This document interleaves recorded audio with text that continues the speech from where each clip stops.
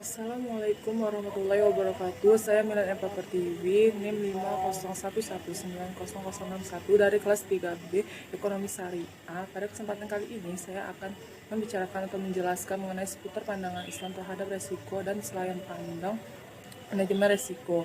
Jadi, buat teman-teman sekalian, tema yang saya ambil ini sangatlah penting untuk disimak agar dapat menambah wawasan kita, dan perlu diingat bahwa resiko itu dapat terjadi kapanpun dan dimanapun, maka dari itu diperlukan manajemen resiko. Resiko menjadi bagian tidak terpisahkan dari kehidupan manusia. Setiap individu tentunya memiliki sikap dan perilaku yang berbeda dalam menghadapi resiko.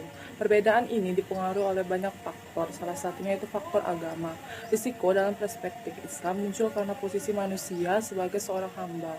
Faktor penyebab adanya risiko adalah keterbatasan manusia yang meliputi ketidaktahuan dan ketidakmampuan. Ingatlah bahwasanya setiap perbuatan pasti memiliki konsekuensi, yang artinya manusia memiliki peran dalam menentukan hasil dari perbuatan yang dilakukannya. Dapat disimpulkan bahwa seorang muslim, nilai-nilai agama menjadi panduan dalam bersikap dan berperilaku, termasuk sikap dan perilaku terhadap resiko. Baiklah, saya akan membacakan surah Al-Luqman ayat 34 yang berbunyi, Bismillahirrahmanirrahim. Innallaha indahu ilmus sa'ati wa yunazzilul ghaitsa wa ya'lamu ma fil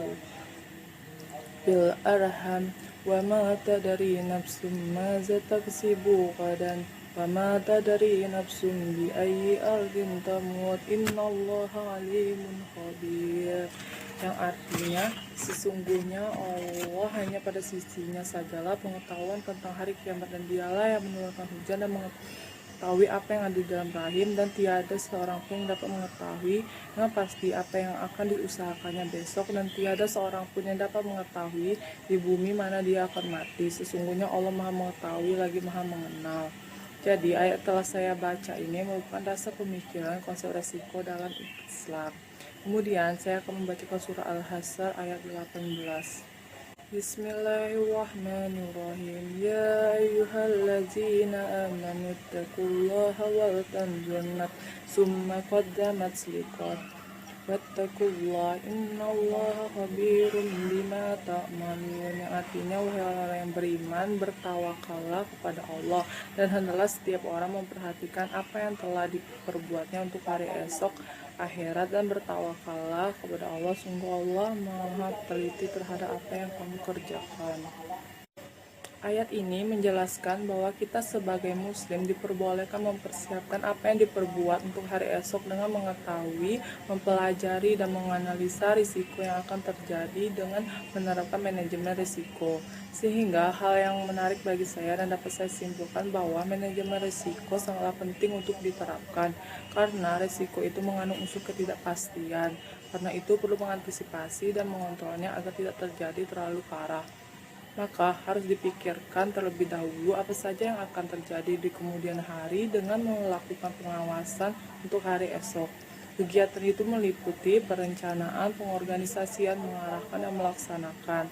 Sangat jelas bahwa sudut pandang manajemen risiko, Islam mendukung semua upaya memperkecil risiko dan bertawakallah kepada Allah dengan mempercayai bahwa keputusan Allah lah yang akan menentukan hasilnya.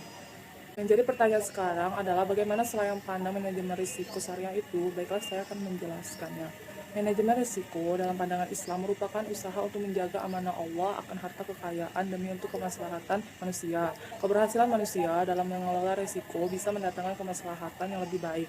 Dengan timbulnya kemaslahatan ini, maka bisa dimaknai sebagai keberhasilan manusia dalam menjaga amanah Allah. Jadi begitu penjelasannya. Kemudian saya akan menjelaskan mengenai tujuan dari manajemen risiko Islam. Jadi, tujuan dari manajemen risiko Islam itu yaitu menghindari pemborosan. Menurut Al-Yafi, upaya memelihara diri dari harta kekayaan, dari pemusnahan, kehilangan, dan penderitaan adalah suatu tuntunan naluriah yang didukung oleh ketentuan Islam sendiri, yang tidak mencegah seseorang melakukan upaya-upaya yang dianggap perlu untuk menjamin ketentuannya.